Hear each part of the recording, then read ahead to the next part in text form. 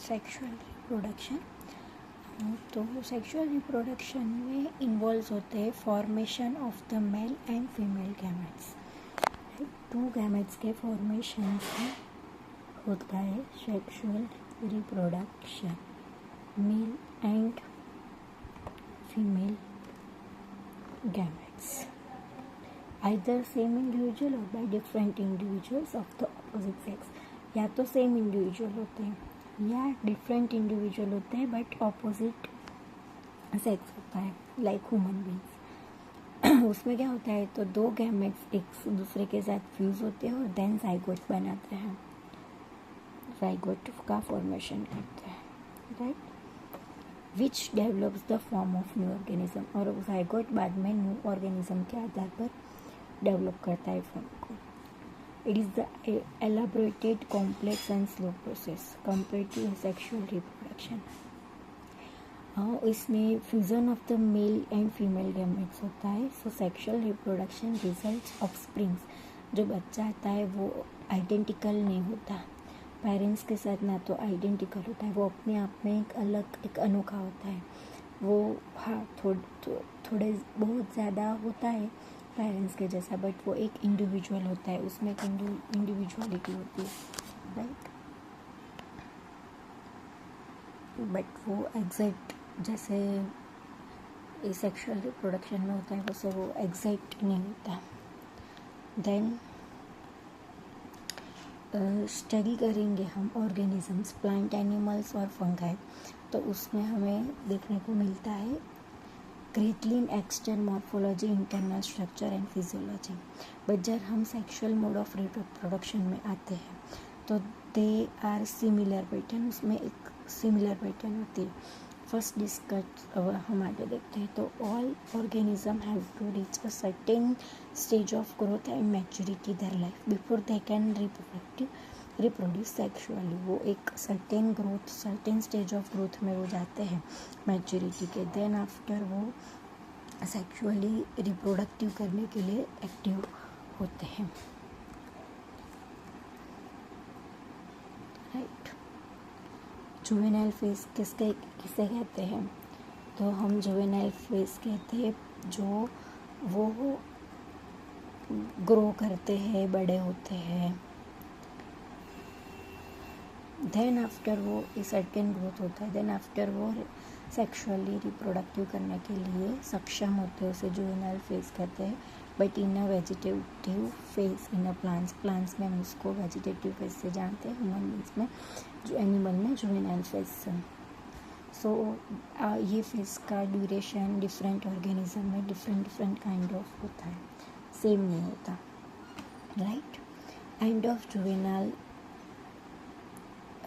or vegetative phase, which marks the beginning of the reproductive phase, can be seen and easily the higher plants when they comes to flower। so जब juvenile और vegetative phase हमें जब mark करते हैं तो beginning of the reproductive phase जब starting होता है तो हम इजीली देखते हैं कि जो हायर प्लांट्स होते हैं उसमें फ्लावर्स आते हैं, हाँ, राइट। सो इसमें क्वेश्चन किया गया है कि marigold, rice, wheat, coconut, mango plants में फ्लावर कैसे आते क्या है, आप कमेंट्स में आंसर करिएगा।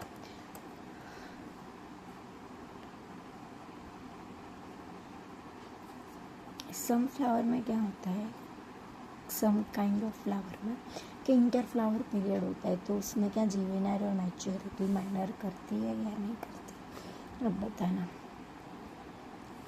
हम आपके अपने आसपास ट्री को ऑब्जर्व करते हैं, तो हम do they flower during the same month year after year, same month after month और आफ्टर ईयर, सेम मंथ में ही वो year by year same month में ही आता है फ्लावर। तो why do think availability of, so उसमें सभी के जो प्लांट्स होते हैं वो डिफरेंट होते हैं। तो इसमें क्या होता है कि किसी में ऐसा होता है कि कुछ 1-2 साल में रिप्रोडक्शन एक ही बार करते हैं, कुछ ऐसा होता है कि अपनी लाइफ टाइम में एक ही बार करते हैं। तो यहाँ पे एक बैम्बू स्पीसीज़ का एक फ्लावर है जो only once in their life time, वो एक ही बार उनकी लाइफ टाइम में उनका होता है, राइट। सो जनरली आफ्टर 50 और 100 years produce large number of fruits and type. ये अपनी लाइफ में जो बैम्बू ट्रीज होते हैं वो अपनी लाइफ में एक ही बार फ्लावरिंग करते हैं 50-100 साल में, और फिर लार्ज नंबर ऑफ करते हैं और देन वो डाई हो जाते हैं, मर जाते हैं, राइट। उसमें से नीलकुंजी करके एक है, नीलकुरंजी करके, वो फ्लावर्स 12 years में एक ही बार आते हैं, नीलकुरंजी करके। सो कुछ ऐसे होते हैं जो अपनी लाइफ स्टाइल में कुछ बार करते हैं, राइट, एक ही बार करके फिर डाई हो जाता है। तो नीलकुरंजी करके जो है वो 12 years में एक बार फ्लावर देते हैं। As many of you would be knowing that this plant flower during September-October 2006. सो जो नीलकुरंजी वो सितंबर-अक्टूबर 2006 में ये एक डेटा के अनुसार आया था, तो उसके बाद 12 year, सो 2018 में आया होगा, राइट। अब आएगा 2030 में आएगा। तो ऐसे करके नीलकुरंजी के फ्लावर 12 year में एक ही बार आते हैं, राइट। और उस टाइम जो केरला, कर्नाटका, तमिलनाडु ये सब है वो एक अट्रैक्टेड एक हो जाते हैं, अट्रैक्टेड टूरिस्ट के लिए, एक लार्ज नंबर ऑफ टूरिस्ट को वो अट्रैक्ट करते हैं, क्योंकि ये जो फ्लावर है वो बहुत खूबसूरत आते हैं। तो वो फ्लावर 12 years में एक ही बार आता है, तो उस टाइम पे वो एक टूरिस्ट के लिए एक अट्रैक्टिव प्लेस हो जाता है। In animal, juvenile phase is followed by morphological and physiological changes prior to active reproductive behavior. Reproductive phase is also variable duration, different organisms. So reproductive phase भी different organism में different होता है, और in the reproductive और vegetative दोनों phase, right. Among animal, some examples of bird, they lay eggs all through the year. All year में eggs देते हैं।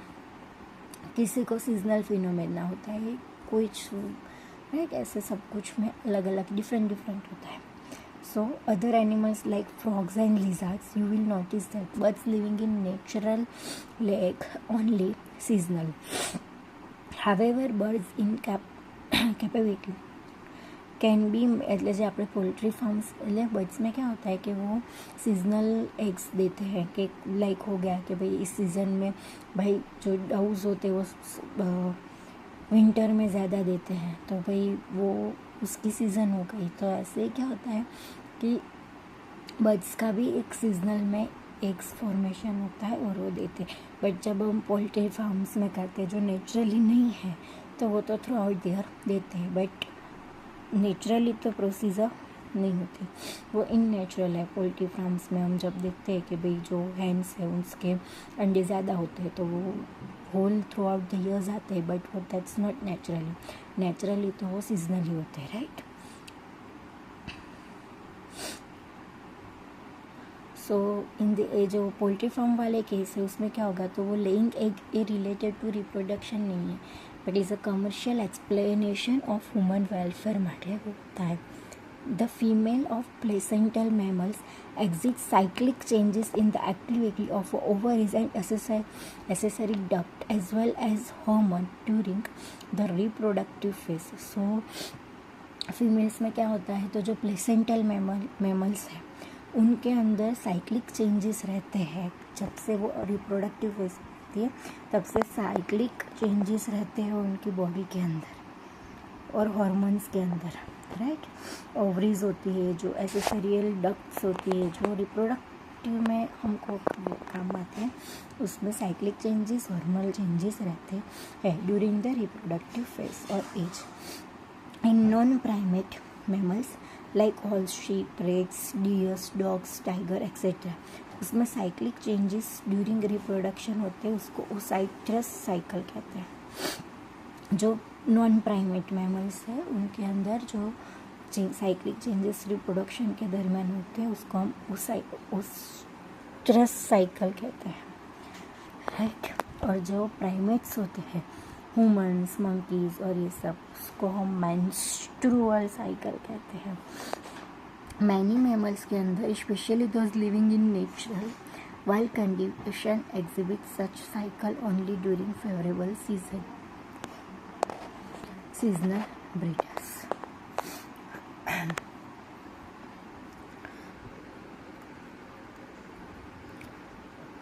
मैनी अदर मैमल्स के अंदर रिप्रोडक्टिव एक्टिव होता है throughout the reproductive phases are called continuous breeders.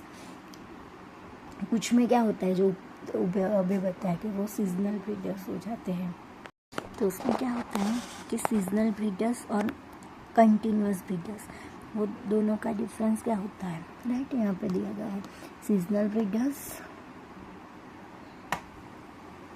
और continuous breeders.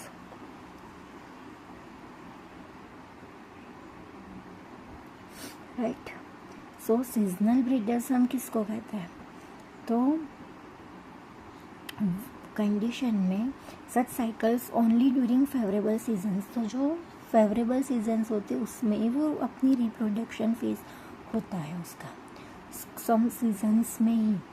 Like हमें पता है कि मैंगो क्या है, मैंगो आती है ओनली समर में ही, ये एग्जाम्पल है, मैंगो समर में ही आती है, तो वो सीजनल ब्रीडर्स है कि ओनली समर में ही मैंगो आएगी, सो वो सीजनल ब्रीडर्स हो जाते उनकी ब्रीड्स ओनली सीजन में ही आती है, तो उसको हम सीजनल ब्रीडर्स कहते हैं। उसकी फेवरेबल सीजन है समर मैंगो की, तो वो मैंगो समर में ही आएगा, तो उसको हम कहेंगे सीजनल ब्रीडर्स। ऐसे सब डिफरेंट एग्जांपल्स हैं, बट मैं पर्टिकुलर ये कह रही हूँ। और कंटिन्यूअस ब्रीडर्स, तो जब से उनका फेज शुरू होता है, रिप्रोडक्शन का फेज स्टार्ट हो जाता है, तब से लेके जब तक रिप्रोडक्टिव फेज स्टॉप नहीं होता तब तक वो अपनी ब्रीड को बढ़ाते हैं, अपने बच्चे को जन्म देते हैं एक्सेट्रा, उसको हम कहते हैं continuous breeder. Like human beings, हम अपनी रिप्रोडक्टिव एज अपनी स्टार्ट हो जाती है कि भाई चलो 18-15 प्लस से ऑलमोस्ट हो जाती है, बट वो मैच्योर 18 प्लस होती है, तो तब से लेके जब तक मेनोपॉज आते हैं लाइक 45-50 ईयर तक रिप्रोडक्टिव एज कह सकते हैं, तो वो कंटिन्यूअस ब्रीडर, उस टाइम वो कंटिन्यूअसली बच्चे को जन्म दे सकते हैं, so that's continuous breeders. But seasonal breeders only season में ही उनकी रिप्रोडक्टिव फेज आती है, उसको सीजनल कहते हैं। लाइक मैंगोस यहाँ पर, right, that we all grow old if we live long enough is something that we recognize, but what is meant by growing old, right? So end of the reproductive phase can be considered as one of the parameters of senses or old age, उसको old age कह सकते, consider कर सकते, ऐसे कोई parameters है, तो there are some concomitant changes in the body. उसका क्या पैरामीटर्स होगा कि हम कह सकते हैं कि अब रिप्रोडक्टिव एज ख़त्म हो गया, अब आपका ओल्ड एज या वो फेज एंड हो गया है, वो एज ओल्ड एज कह सकते हैं या क्या कह सकते हैं। सो सम कॉन्कोमिटेंट चेंजेस बॉडी में आते हैं, लाइक स्लोइंग ऑफ मेटाबॉलिज्म और ऐसे, तो during the last phase of life span कह सकते हैं कि लाइफ का वो लास्ट फेज हो सकता है, वो ओल्ड एज, राइट, और वो अल्टीमेटली तो लीड्स टू द डेथ, और लास्ट में तो डेथ में ही जाएगा। In both plants and animals hormones are responsible for the transitions between 3 phases. कोई भी फेस होता है, लाइक ओल्ड एज होती है, तरुणावस्था होती है, हम सब डिफरेंट फेसेस कहते हैं कि एडल्टहुड है, चाइल्डहुड है, उसके बाद रिप्रोडक्टिव आते हैं, ओल्ड एज आती है, तो ये जो भी फेसेस, ये मैं ह्यूमन बींग्स का एग्जांपल से कहती हूँ, बट ऐसे प्लांट्स और एनिमल्स सब में हॉर्मोन्स रिस्पॉन्सिबल होते हैं वो 3 फेज के ट्रांजिशंस के अंदर, right. Interaction between hormones and certain environmental factors regulate the reproductive processes and associated behavior expressions of organisms. जो हॉर्मोन्स का और एनवायरमेंटल फैक्टर का इंटरेक्शन होता है तभी रिप्रोडक्टिव प्रोसेस रेगुलेट होती है एंड उसके एसोसिएटेड जो बिहेवियर एक्सप्रेशन होते हैं ऑर्गेनिजम्स के अंदर अपने अंदर वो होता है। लाइक एग्जांपल के थ्रू मेनोपॉज में आएंगे तो जो वुमेन्स होती है वो उसका रिप्रोडक्टिव फेज एंड होता है तो उसमें क्या होता है कि वो अपने मेंटल स्टेट्स में इरिटेबल रहती है, ज़्यादा एंग्री हो जाती है, ये सब उसके एक बिहेवियरल एक्सप्रेशन होती है ऑर्गेनिजम्स के। तो ऐसे सब में होता है, प्लांट्स और एनिमल बोथ में, right. Events in sexual reproduction. So after हम जब मैच्योर हो जाते हैं, मैच्योरिटी के लेवल पे आ जाते हैं, ऑल सेक्शुअली रिप्रोडक्शन ऑर्गेनिजम्स होते हैं जो सेक्शुअली रिप्रोडक्शन करते हैं वो एक इवेंट्स और प्रोसेसेस के थ्रू गुजरते हैं जिसमें वो रिमार्केबल फंडामेंटल सिमिलरिटी जो हमारे अंदर सिमिलरिटी लाने के लिए जो वर्क करता है उसमें वो एक काम करता है। Even through the structure association associated with sexual reproduction and indeed very difficult. So उसमें events होते हैं ऑफ सेक्शुअल रिप्रोडक्शन क्या उसको एलेबरेट एंड कॉम्प्लेक्स बनाते हैं, राइट। सो रेगुलर सीक्वेंस में होते हैं जो उसको कॉम्प्लेक्स और एलेबरेट प्रोसेस को बनाते हैं, सेक्शुअल रिप्रोडक्शन इवेंट्स को बनाते हैं, वो रेगुलर एक सीक्वेंस में होते हैं। सो सेक्शुअल रिप्रोडक्शन कैरेक्टराइज बाय उसका क्या हमने नाम दिया था कि फ्यूजन ऑफ फर्टिलाइजेशन प्रोसेस होती है, फ्यूजन्स होते हैं। तो fusions of the male and female gametes का जिसमें फ्यूज़न होता है और then after formation of zygote and embryogenesis वो अवस्था है, वो कंडीशंस है जिसमें वो जाइगोट्स के बाद जो जाइगोट फॉर्मेशन होता है उसके बाद की प्रोसेसेस के द्वारा बच्चा न्यूबॉर्न बेबीज बाहर आते हैं, उस तक की प्रोसीजर है। So sexual reproduction is the mainly fusion और fertilisation of the male and female gametes and then the formation of zygote and embryogenesis.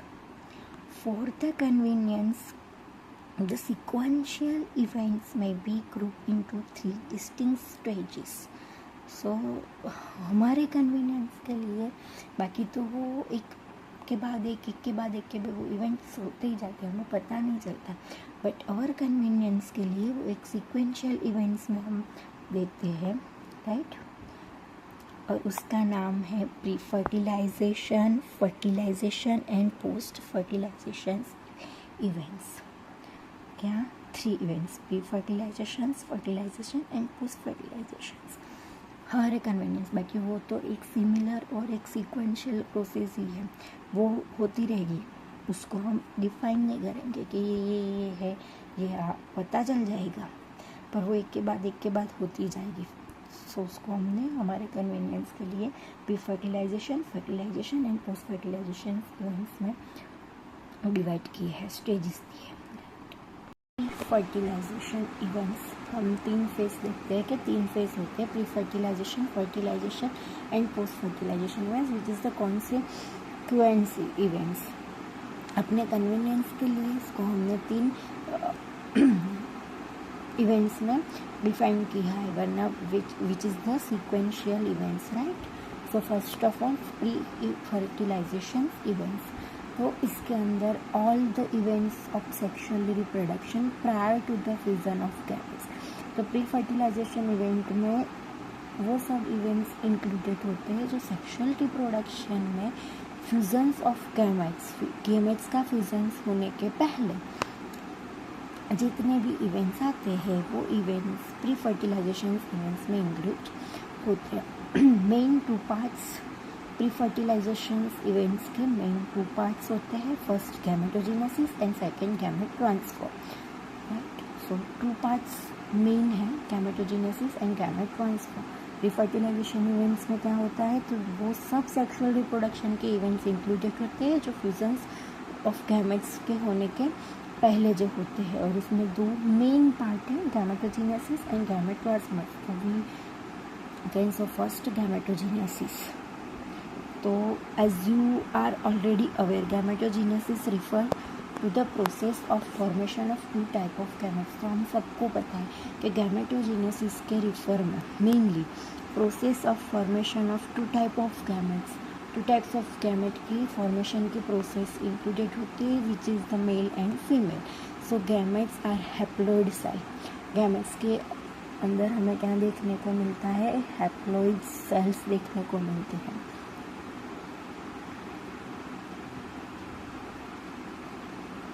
देखने को मिलता है haploid cells, right. C haploid. In some algae two gametes are so similar in appearance.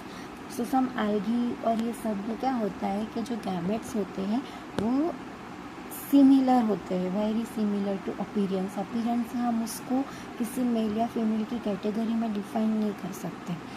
सो दो gametes होते हैं जो same similar appearance में, देखाव में, बाहरी देखाव में होते हैं। So that is not possible to categorize them into male and female gametes.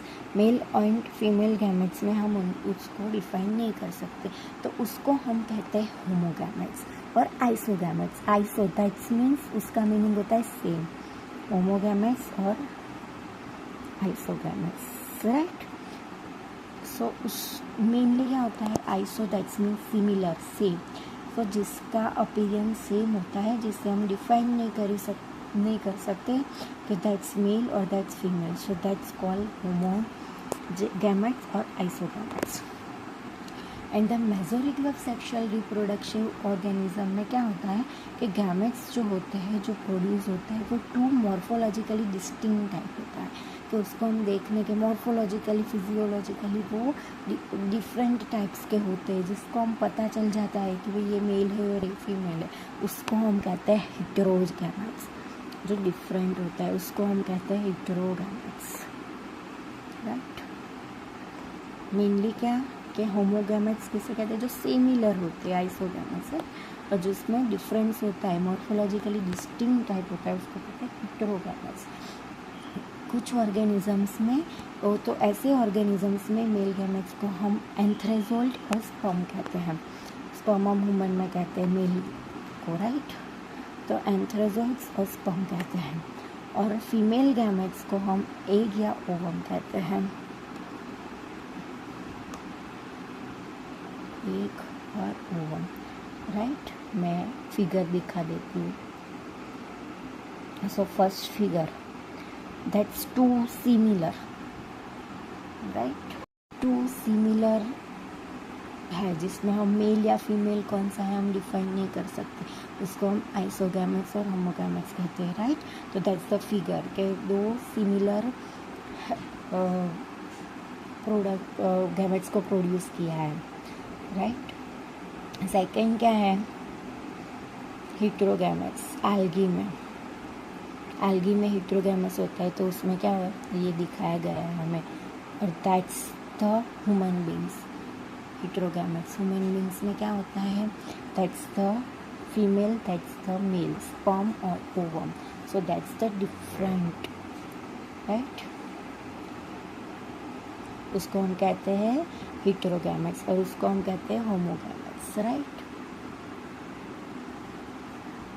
So sexuality in organism, तो ऑर्गेनिजम्स के अंदर सेक्सुअलिटी कैसे डिफाइन करते हैं, राइट। तो first of all sexual reproduction में के ऑर्गेनिजम्स में जनरली क्या होता है कि इन्वॉल्व होते हैं फ्यूज़न ऑफ गैमेट्स। गैमेट्स का फ्यूज़न होता है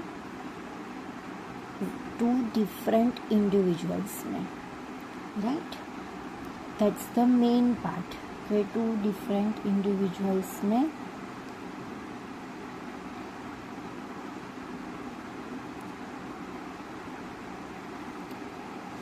but this is not always true.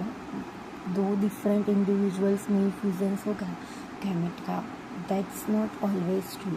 Sometimes एक ही ऑर्गेनिज्म में डिफरेंट गैमेट्स प्रोड्यूस होते हैं और उसका फ्यूज़न होता है, सो दैट्स नॉट ट्रू। जो जैसे हम क्लास 11th में स्टडी किया था सेल्फ फर्टिलाइजेशंस में, वो सब कुछ आइडेंटिटी हमें दी थी, सो राइट। प्लांट्स में क्या होता है, तो both male and female reproductive structures same plants में मौजूद होते हैं। Both male and female reproductive structures जो होते हैं वो सिमिलर स्ट्रक्चर सेम प्लांट में प्रेजेंट उसे हम कहते हैं बाइसेक्सुअल। उसको हम क्या कहते हैं? Bisexual, right. और जो वो डिफरेंट प्लांट्स में प्रेजेंट्स होते हैं तो उसको हम कहते हैं यूनिसेक्सुअल, राइट। दोनों स्ट्रक्चर एक ही प्लांट में है तो बाइसेक्सुअल, डिफरेंट प्लांट्स में स्ट्रक्चर है तो यूनिसेक्सुअल। लाइक फिगर, मैं आपको फिगर द्वारा बताती हूँ।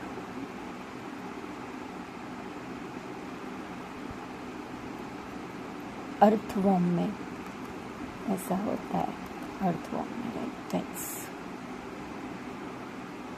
एक ही में टेस्टिस भी है और ओवरी भी है, so both male and female दोनों का स्ट्रक्चर एक ही में है।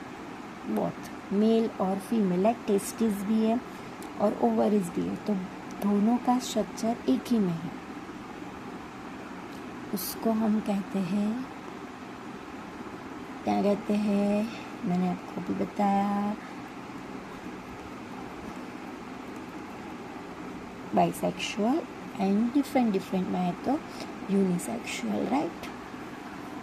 यूनिसेक्सुअल के भी फिगर दिखा देती हूँ आपको।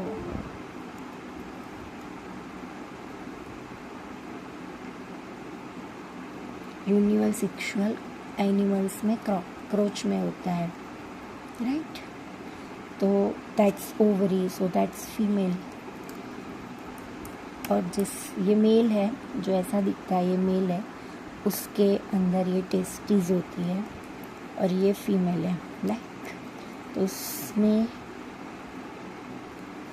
ओवरीज होती है, so that's two different, like human beings, right. But in the earthworm, that's the both structure present in same animal, same single living organism. Okay, चलो आगे देखते हैं। तो fungi and plants terms such as homothallic and mononucleus are used to denote the bisexual condition.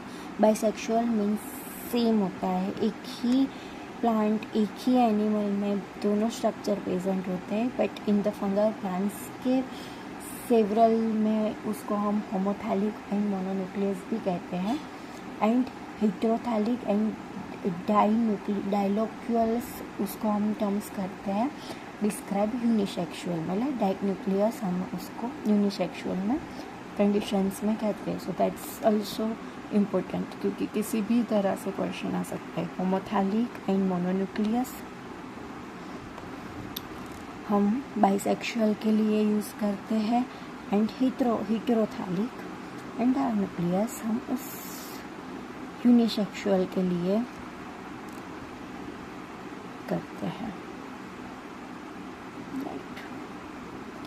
In flowering plants, unisexual male flowers is staminate like bearing stems, while the female is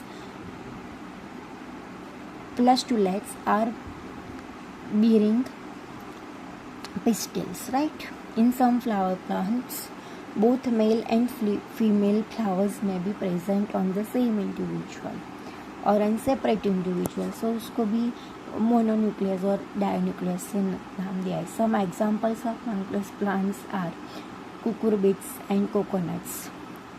so that's the examples, cucurbits and coconuts. That's the example of mononucleus. And of dioecious plants are papaya and date plum. Right. Name of the gametes that are formed in staminate and pistillate flower. But what about animals? ये तो plants का हो गया। Animals में क्या? तो animals के अंदर individual of all species either male और फीमेल दैट्स यूनिसेक्सुअल और the species which possess both the reproductive organ. So एक ही स्पीसीज में बहुत होते हैं, यूनिसेक्सुअल और बाइसेक्सुअल, राइट। तो यू प्रोबेबली एक ही में दो हो गए तो बाइसेक्सुअल, अलग अलग हो गए तो unisexual. Several unisexual animal species like earthworms, sponge, tapeworm, leeches, like bisexual animals that possess both male-female reproductive organs are hermaphrodites. Cockroaches examples. तो हमें यहाँ पे एग्जाम्पल्स याद रखते हैं।